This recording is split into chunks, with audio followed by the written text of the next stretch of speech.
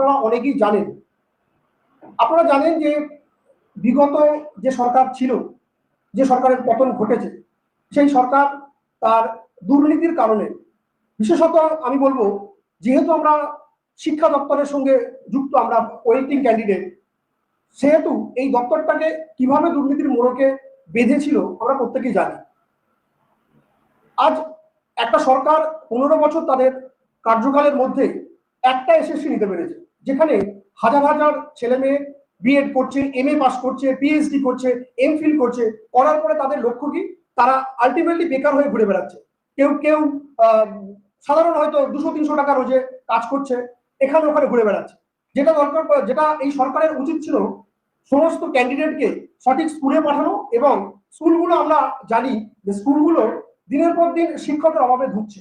আমরা দেখেছি বই, খাতা, জুতো, এগুলো এই সমস্ত কিছুর মাধ্যমে ছাত্রছাত্রীকে বা মানুষকে একটা মোহের মধ্যে আটকে রেখেছিল, এবং যেটা দরকার ছিল স্কুলগুলোতে শিক্ষকের, সেটাই আমরা পাইনি, যার দরুন আজকে আমরা বেকার হয়ে ঘুরে বেড়াচ্ছি। তো আমরা যে পরীক্ষাটি বাতিল হয়েছিল 2016 সালে, যে পরীক্ষাটা গভর্নমেন্ট নিয়েছিল আর বিগত গভর্নমেন্ট নিয়েছিল, একটা পরীক্ষাই তারা অর্গানাইজ করতে পেরেছিল, যেটা তারা দুর্নীতির কারণে, মূলত দুর্নীতির কারণে সুপ্রিম কোর্টের নির্দেশে বাতিল হয়েছে। এবং এই যে পরীক্ষাটা আমরা দিয়েছি 25 সালে, সেকেন্ড SLST যে পরীক্ষাটি আমরা দিয়েছি, সেটা মূলত আগের সরকারের দুর্নীতির কারণেই আবার নতুন করে পরীক্ষা নেওয়া হয়েছে। এখন বিষয়টা হচ্ছে, মাথায় রাখতে হবে, আমরা বেশ কিছু ক্যান্ডিডেট ওয়েটিং হয়ে পড়েছি।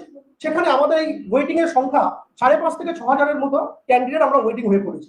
আমরা প্রত্যেকেই গেজেট মেনেই পরীক্ষা দিয়েছি। সেখানে 10 নম্বর এক্সপিরিয়েন্সের জন্য বরাদ্দ করা হয়েছিল, আপনারা জানেন।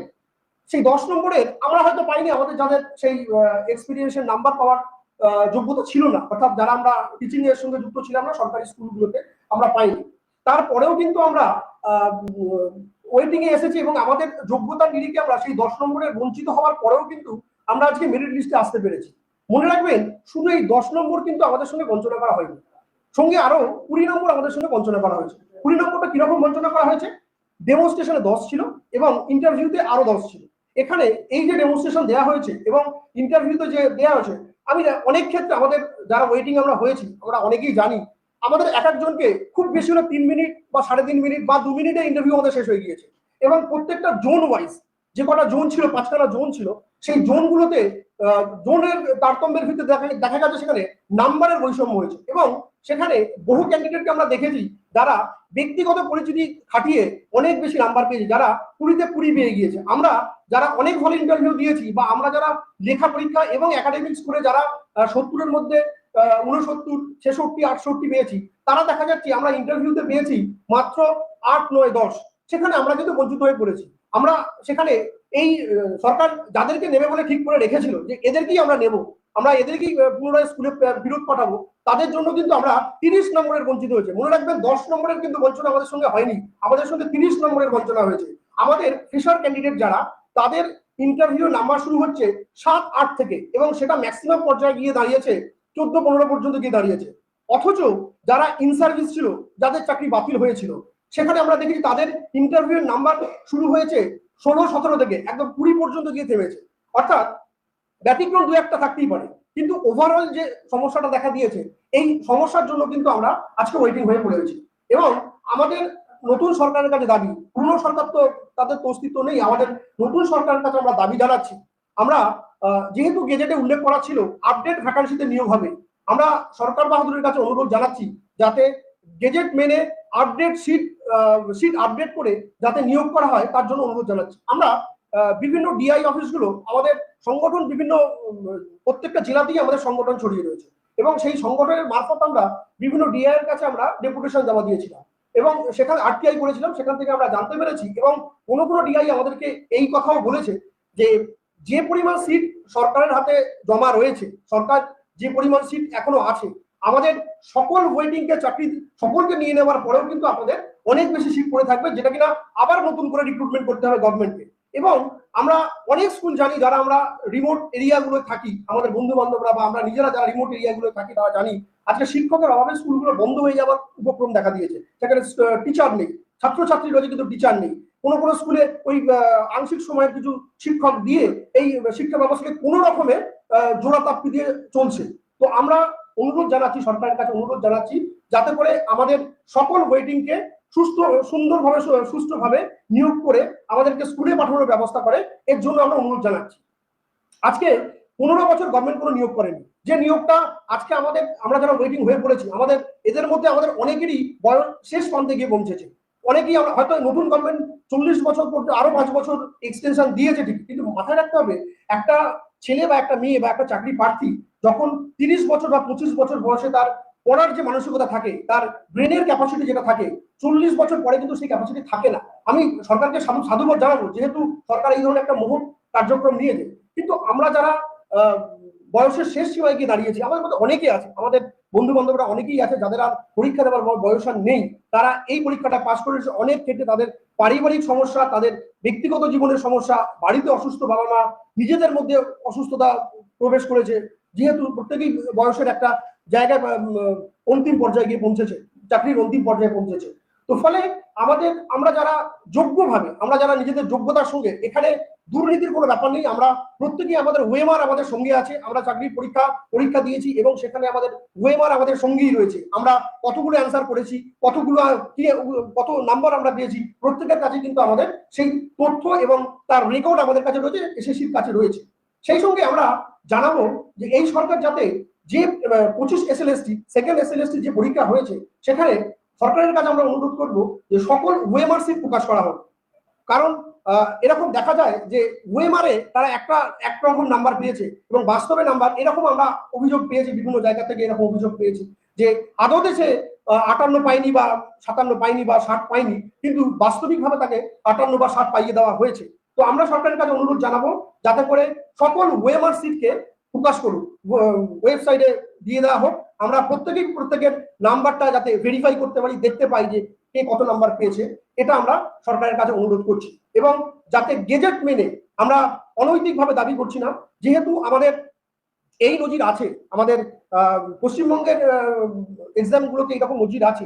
আপনারা প্রত্যেকেই জানেন যে আপার প্রাইমারি যে এক্সাম হয়েছিল, সেটাও 10 বছর ধরে ঝুলে থেকে ওই সরকার 10 বছর পরে সেই নিয়োগটা সম্পন্ন করতে পেরেছে, এবং সেটাও কিন্তু দুর্নীতির কারণেই প্রথম মেরিট লিস্টটা বাতিল হয়েছিল, আমরা জানি প্রত্যেকে।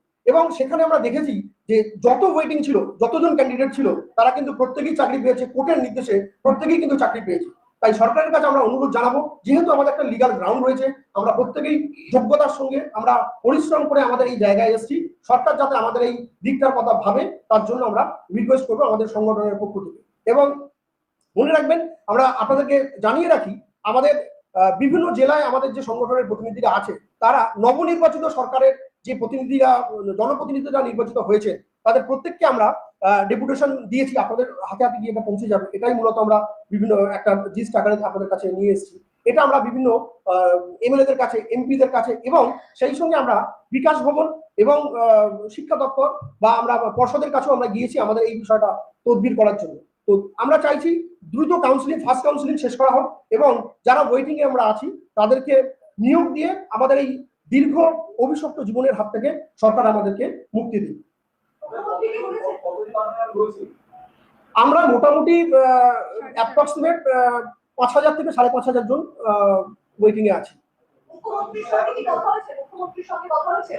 বর্তমান না আমরা শুভেন্দু বাবুর সঙ্গে সরাসরি কথা বলতে পারিনি, কিন্তু আমাদের একটি প্রতিনিধি দল কাঁথিতে গিয়েছিলেন, ওনার বাবা অর্থাৎ শিশির বাবুর সঙ্গে আমরা কথা বলে এসেছি, এবং ওনাকে আমরা একটা ডেপুটেশন দিয়েছি, ওনার নিজের জন্য একটা ডেপুটেশন দিয়েছি, এবং মাননীয় মুখ্যমন্ত্রীর জন্য কিন্তু একটা ডেপুটেশন আমরা দিয়েছি। সেখানে আমরা দ্রুত সিট আপডেটের মাধ্যমে আমাদের এই অভিশপ্ত জীবন থেকে মুক্তি পাওয়ানোর জন্য সরকারকে আমাদের জন্য ব্যবস্থা গ্রহণের কথা আমরা বলেছি। নতুন শিক্ষামন্ত্রীর কাছে আমাদের একটা দল গিয়েছে, কিন্তু সেখান থেকে এখনো পর্যন্ত, যেহেতু সবে মাত্র এখন চাইল্ড গভর্নমেন্ট আমরা বলতে পারি, সবে তো সরকার দায়িত্ব নিয়েছে, তো ওনার বক্তব্য হচ্ছে যে আগের সরকার যেভাবে এই দপ্তরটাকে ঘেটে রেখে গিয়েছে, একটু সময় লাগবে, আমরা ধাপে ধাপে এটা নিয়ে চিন্তা ভাবনা করবো। হ্যাঁ, এই সরকার দায়িত্ব নিয়ে তো অনেক পদক্ষেপ নিল, বুলডোজারকে হত্যা করছে, সব গ্রেফতার বেআইনি অনেক কিছু করছে, তাহলে আপনাদের বিষয় নিয়ে এখনো পর্যন্ত ভাবছে না কেন? আপনাদের কি এখনো পর্যন্ত ভাবছেন না? কি মনে করছেন? আপনারা কি আদৌ আশাবাদী সরকারকে নিয়ে? না, অবশ্যই আমরা তো সবাই পজিটিভ আশায় চাষা আছে না, আমরা প্রত্যেকে আশাবাদী বলেই তো আজকে আপনাদের সামনে এসেছি, এবং আমাদের বক্তব্যটা আমরা সরকারের কাছে পৌঁছে দেওয়ার চেষ্টা করছি, যাতে করে সরকার আমাদের জন্য মানবিকভাবে একটা সিদ্ধান্ত নিক এবং আমাদেরকে স্কুলে পাঠানোর ব্যবস্থা করা হোক। এবং আমাদের মধ্যে বহু ছেলে মেয়ে আমাদের সংগঠনের তরফ থেকে, তো আমরা তো নিয়মিত মিটিং করছি আমাদের, তো সেখানে দেখতে পাচ্ছি প্রচুর আর্থিকভাবে জর্জরিত পরিবারের সন্তানরা রয়েছে, ছেলেমেয়েরা রয়েছে, যারা হয়তো কোনো রকমে প্লাস্টিকের ছাউনিতে ঘরে বাস করছে। তো তারা যদি চাকরিটা পায় আজকে, তার নিজের ঘরে একটু আলো ফুটবে, তারা একটু ভালো মতো ভালো থাকতে পারবে। এবং প্রত্যেকেরই, আমাদের অনেকেরই কম বেশি বাড়িতে অসুস্থ বাবা মা রয়েছে, তাদের একটু সুচিকিৎসার ব্যবস্থা করতে পারবে, তাদেরকে একটু ভালো রাখতে পারবে। কজন বিধায়কের কাছে আপনারা ডেপুটেশন দিয়েছেন?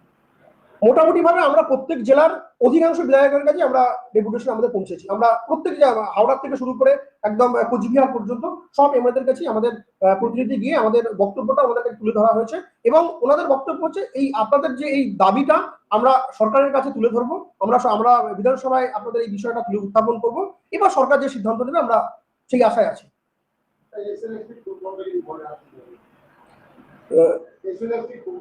State level selection, state level selection.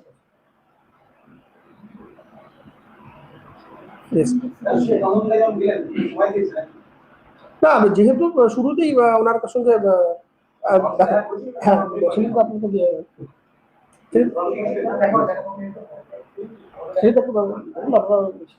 আমরা শিক্ষামন্ত্রীর কাছে গিয়েছিলাম এবং সেখানেও ওনাকে আগেও ডেপুটেশন দেওয়া হয়েছে, পরবর্তীকালেও আমরা উনি যখন নবনির্বাচিত যখন এমএলএ ছিলেন তখন আমরা দিয়েছিলাম, সদ্য নির্বাচিত হয় তখন, এবং পরবর্তীকালে যখন উনি মন্ত্রিত্ব লাভ করলেন তারপরেও আমরা কিন্তু ওনার কাছে গিয়েছিলাম, যেহেতু আমাদের এডুকেশন মিনিস্টার দায়িত্ব উনি পেয়েছেন, আমাদের এডুকেশনের বিষয়টা উনি দেখভাল করবেন, এই আশাটা ওনার কাছে আমরা দেখেছিলাম। এবার অ্যাকচুয়ালি হলো সরকার নতুন এসছে প্রায় 1 মাস হতে যায়। তার আগে পর্যন্ত আপনাদের যত যে আন্দোলন হয়েছে দেওয়া হয়েছে, মানে এই সরকারে যারা আছেন এখন বর্তমানে, তারা আগে আপনাদের ইনডাইরেক্টলি হোক সাপোর্ট করেছে আপনাদের ইস্যুতে। তো আপনাদের কি মনে হয় যে সরকারকে আরেকটু সময় দেওয়া উচিত, যেহেতু এখনো পুরোপুরি ভাবে সঠিকভাবে সব মন্ত্রিসভা সবকিছু এখনো কাজ শুরু হতে পারে, মানে আর কিছুদিন আপনারা দেখবেন? হ্যাঁ, অবশ্যই আমরা ওয়েট করছি, কারণ আমরা অলরেডি দুটো আন্দোলন করেছি। যখন আগের সরকার ছিল সেই সময় আমরা দুটো আন্দোলন করেছি। আমরা আন্দোলনের রাস্তায় এখনই হাঁটছি না, কারণ যেহেতু নতুন সরকার, তাদেরকে একটু সময় দেওয়া উচিত, তাদের গতিবিধি আমাদেরকে অবজারভেশন করা উচিত, তারপরে আমরা সিদ্ধান্ত নেব আমরা কোন পথে হাঁটবো। আমরা শুরুতেই আমরা আবেদন নিবেদনের মাধ্যমেই আমরা আমাদের লক্ষ্যে আমরা পৌঁছতে চাইছি। সরকারের কাছে আমরা, আমাদের প্রতিনিধি দল প্রতিদিনই কোথাও না কোথাও যাচ্ছে এবং সেখানে গিয়ে কথা বলছি। তো ফলে সেই জায়গাটা থেকেই দাঁড়িয়ে আমরা আমাদের স্ট্যান্ড পয়েন্টটাকে এখনো পর্যন্ত স্থির রেখেছি।